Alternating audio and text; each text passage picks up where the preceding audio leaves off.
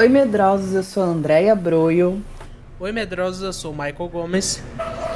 e este é o Mentes e Medos. E antes de começar, já vai nas nossas redes sociais, se inscreva no nosso canal do YouTube, isso vai ajudar muita gente.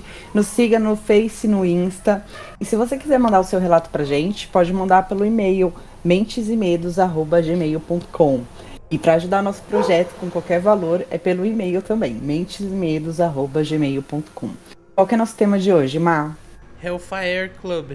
Bom, esse clube, ele é um clube conhecido, eu acho, até, no meio de pessoas que se reúnem, aquela coisa mais mística, né? Que a gente costuma ver em filmes, aquelas reuniões, que as pessoas usam aquelas túnicas compridas, naquele ambiente meio gótico e tal. E esse clube, ele alimentou esse imaginário, né, da gente, porque foi um clube que realmente existiu. E assim, por incrível que pareça, ele ficava debaixo de uma igreja, né, que foi construída ali, ela entrou em uma época de ruínas e eles acabaram usando ela, pessoas nobres da época, para fazer esse clube que é muito interessante. Bom, e a história do Hellfire Club começa em 1718, quando o clube é fundado pelo Philip, o Duque de Harton. Na época, conforme explica um artigo, a doutora em filosofia pela Universidade de Melbourne, na Austrália, e publicado no The Conversion, o grupo fazia uma paródia de uma tendência da época, os clubes de cavaleiros de Londres. Ao contrário dos originais, o Hellfire Club admitia tanto homens quanto mulheres entre seus membros. Mas engana-se quem pensa que a principal atividade dos membros era dividir poesias e política. O clube servia para zombar da religião e de suas hipocrisias. Isso era ainda mais personificado na figura do seu líder, chamado O Diabo. Além do mais, os membros eram incentivados a irem vestidos como personagens bíblicos. Todos eles participavam de cerimônias religiosas sátíricas, com a realização de diversas refeições, festivais e em conjunto ali. Como, por exemplo, a torta do Espírito Santo, o peito de Vênus e o lombo do diabo. Eles acabavam usando nomes assim para ficar um pouco mais peculiar, né? Bom, você já conhecia essa história, Amades Club? Não profundamente assim, eu já ouvi o nome, assim, algumas referências na cultura, né, que tem por aí. E é uma coisa engraçada, né? Eu tava até pensando, por que será que eles faziam esses clubes assim? Mas eu acho que, tipo, 1700, né, devia ser uma coisa meio tediosa. Acho que isso era um meio de é, fazer uma coisa ficar mais legal assim com um grupo de pessoas, e eles ainda tiravam sarro, né, do cristianismo. Era tipo de uma coisa meio rebelde também, né? Assim, eu vejo que muita compatibilidade, por exemplo, com o fato, por exemplo, o Crowley, que a gente falou semana passada, ele ficou revoltado contra a religião porque ele foi muito. A mãe dele tentou reprimir muito ele, tentou colocar à força as questões religiosas. Então, assim, a gente se colocando numa época mais antiga ainda, que a religião ela era mais forçada ainda, goela abaixo. Eu acho que isso era uma forma deles conseguirem fugir um pouco disso, sabe? E eu acho que na sociedade eles se mostravam de uma forma, mas esse clube era um jeito deles serem quem eles realmente são, sabe? Sem máscaras, assim. É tipo seu do rock and roll, né? Seria assim, mais ou menos. Você tá contra aquilo que a maioria das pessoas seguem e pensam, né? Uhum. E também tem outro Hellfire Club que provavelmente durante a história deve ter existido vários, né? Que a gente não tem É. conhecimento. E eu acredito ainda que é um tipo de, vai, irmandade, digamos assim, e Sim. não é que ele prolongou, mas com outros nomes, sabe? Mas eu acho que deve ter passado pra frente. E esse outro clube, o clube de Wharton, acabou sendo dissolvido em 1721. Mas aquele não foi o fim. Ele acabou sendo substituído pelo clube Hellfire mais notório da história. A verdade é que o nome Hellfire Club acabou se tornando o sinônimo do grupo criado pelo Sir Francis Dashwood originalmente recebeu o nome de Ordem dos Frades de São Francisco de Whitcomb. Aqui, seus membros eram conhecidos como monges, embora não sejam assim que a história os marcou. Acontece que Dashwood era uma figura muito subversiva, sendo conhecido como o gênio da obscenidade.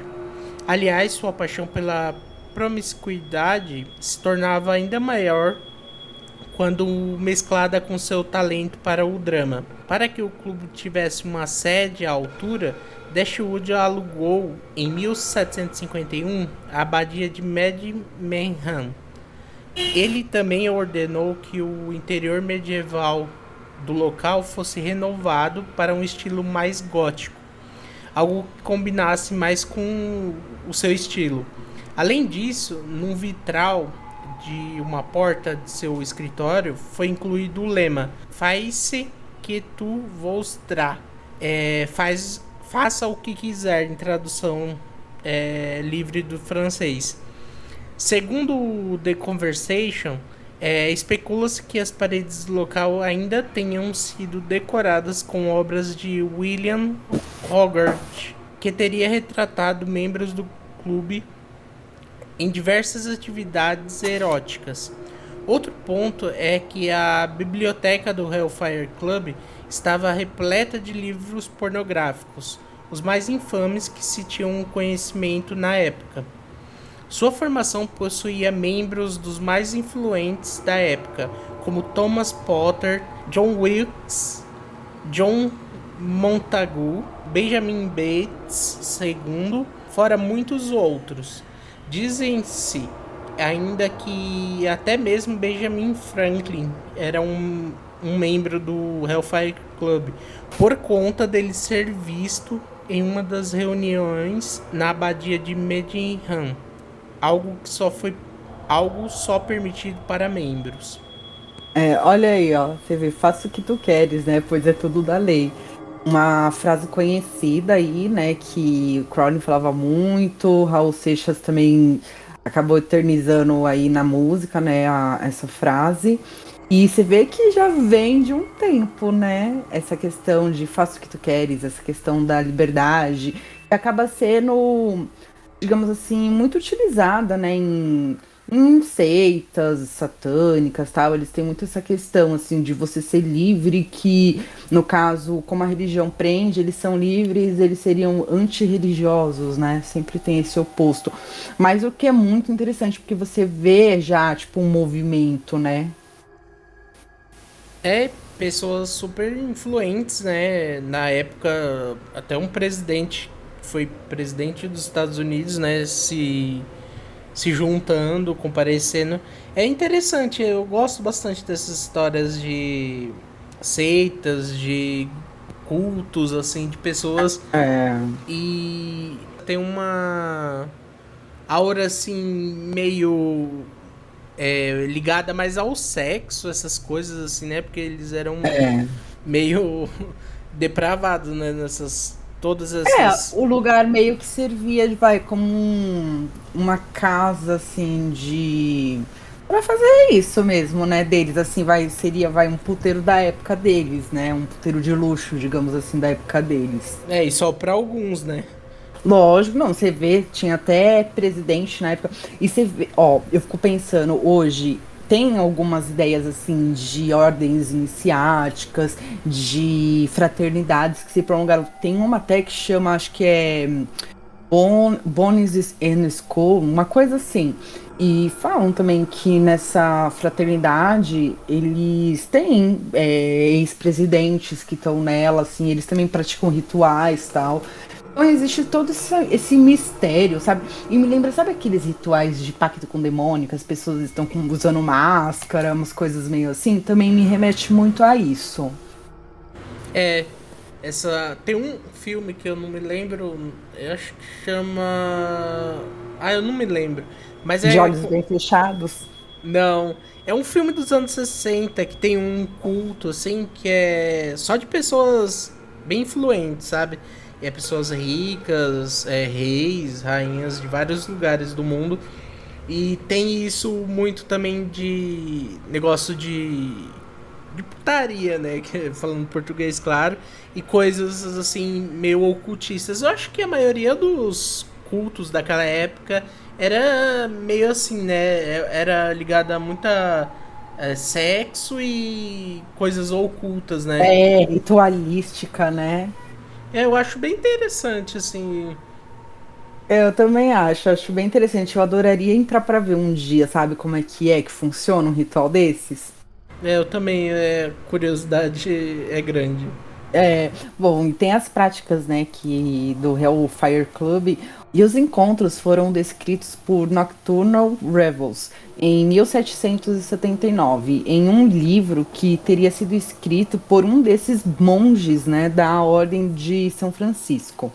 Não eram exigidos, não eram exigidos votos de celibato nem pelas senhoras nem pelos monges, considerando-se as primeiras esposas legítimas dos irmãos durante a sua permanência dentro dos muros monásticos, sendo cada monge religiosamente cauteloso para não infringir a aliança nupcial de qualquer outro irmão. Além disso, a ida até esses encontros parecia muito mais cenas tiradas de um universo do Harry Potter.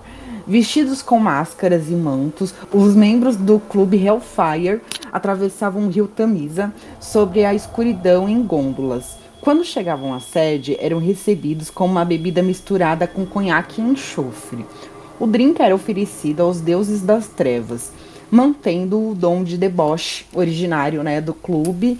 E, bom, a prática dos membros era rigorosamente pagã. Baco e Vênus eram divindades a quem eles sacrificavam quase que publicamente. As ninfas, os barris que foram colocados contra as festas dessa nova igreja foram suficientemente a vizinhança da compleição daqueles eremitas. Descreve Horace Walpole, escritor inglês da época. Com o decorrer das horas e ao cair a noite, os membros do grupo percorriam as diferentes instalações da abadia. As atividades, é claro, se tornavam cada vez mais obscenas. Uma dessas festas, embora o boato não tenha sido confirmado oficialmente, ainda contou com a presença de um babuíno vestido de demônio. John Wilkes teria ficado tão assustado que chegou a implorar para o diabo poupá-lo, alegando ser um mero pecador. Ou seja, eu acho que nessas bebedeiras aí devia rolar as drogas da época também, né? Dos boyzão da época. E acho que ele, né, no caso aí desse babuíno, esse cara ficou até com fama de ter implorado, sabe? Em choque, porque assim, até a hora que você tá curtindo ali, ok, aí o cara tem uma alucinação, uma visão de que chegou o diabo e as coisas mudam, né? O cara começa até a orar. Isso é clássico, né? Tipo, alguém que entra por alguma ordem, assim, do tipo, e na hora do vamos ver, arrega, né? Mas eu fico imaginando que lá dentro, porque assim, é aberto ao público hoje pra. Inclusive é um dos lugares que eu adoraria ir pra visitar. E é meio cavernoso, sabe? Eu fico imaginando, nossa, os quadros, aí, tipo, colocar quadros, assim, de cenas obscenas, eu acho que pra época era uma prova contra a pessoa, né? Porque eles não. Era praticamente o que eles tinham, alguns escritos, e esses quadros, assim, que vai, se a Inquisição achasse alguma coisa, seria uma prova muito incriminadora. Até porque a gente sabe que não precisava de muitas provas, né, pra ser incriminado de heresia nessa época. Então, assim, era um risco muito grande que esses cavaleiros estavam correndo. Mas eu acho que o tanto de. Vamos supor, se eles fossem ricos, eu acho que isso não chegaria a atingir tanto eles, porque, né, rico sofre menos dessas questões, assim, tem Tem como comprar, né, É, no caso. imagina o tanto de gente, se a gente for parar e pensar assim, o tanto de gente que As já pessoas mais poderosas, né, da época estavam ali. fazia bruxaria, vamos supor, e nunca foi pego por causa da influência, do dinheiro. Com certeza. É complicado, sempre quem tem dinheiro nunca é punido assim nesses casos, né? Verdade. E temos o fim do Hellfire Club, Os acontecimentos do Hellfire Club caíram no conhecimento do público em 1760, com a publicação do Chrysal, ou os The Adventures of Guinea, onde explanou tudo o que acontecia na abadia de Mendingham, até mesmo a suposta história do babuíno. Com a popularização da história, embora poucos tivessem conhecimento do que realmente acontecia por lá, o clube ganhou a fama de blasfemo e obsceno, com seus membros sendo considerados pecaminosos e libertinos. Com cada vez mais público se aventurando ao redor da ilha para ver as práticas do notório clube, Dashwood chegou a transferir as atividades para o subsolo da abadia. Com o passar do tempo, porém, o clube passou a perder interesse. O Hellfire Club teve seu fim em 1766. Eu não sei, eu não acredito que teve fim. Eu acho que esse tipo de sociedade, ela se prolonga com o tempo, sabe? Porque são pessoas poderosas e reunidas. Pode ter trocado o nome, mas que ainda existe esse tipo de formação. Existe, sim. Eu acredito que não tem ido, não. Eu acho que é uma forma até de camuflar, sabe? Sim, eu acredito muito nisso, porque, tipo, mesmo que eles sejam considerados pecaminosos, libertinos e tal, eles não cometeram nenhum crime, assim, né? Pelo menos que é de conhecimento. E essa parte de eles pegarem, mudarem pro subsolo e depois falando que o clube acabou, eu acho bem assim suspeito, né? É mais pra falar assim, vamos deixar a poeira baixar, depois a gente continua mais com mais cuidado, sem deixar as pessoas saberem muito.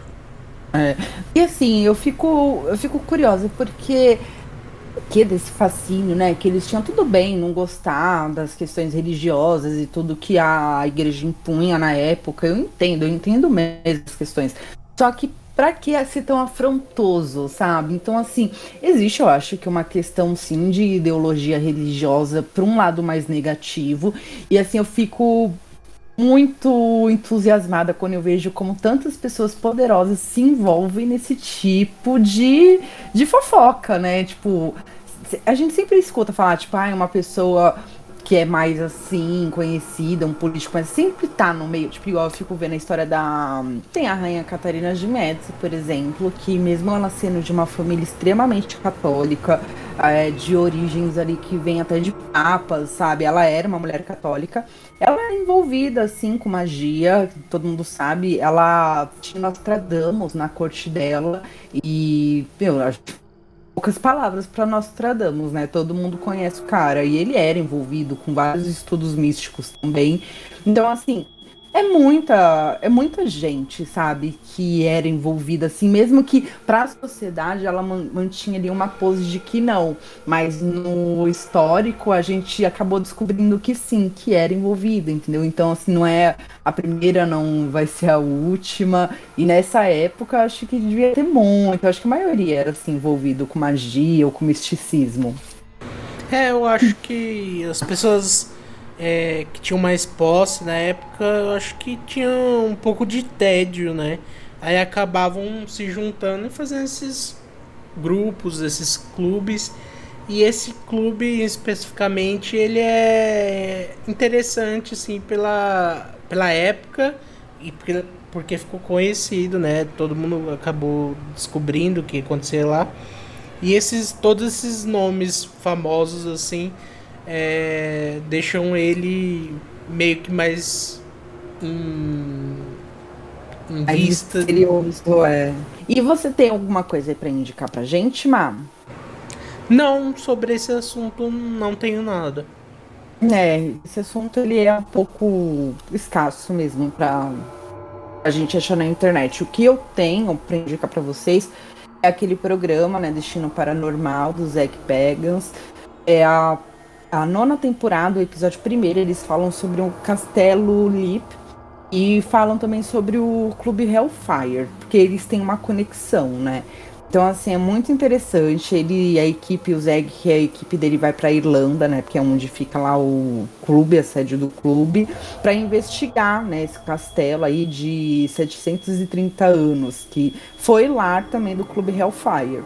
E eles acreditam, né, nas pesquisas que eles estavam fazendo lá, que estavam sendo atacados até por forças demoníacas, assim, o lugar era bem esquisito mesmo, assim, para conhecer por dentro e entender um pouco da energia que rolava lá. É um programa que vale a pena assistir e tem no Prime. Então, assim, no stream para vocês, eu recomendo esse. E você tem mais alguma coisa aí para acrescentar pra gente, Má? Não, só gostaria de agradecer a quem ouviu até agora. Muito obrigado e até a próxima. Até a próxima. Tchau.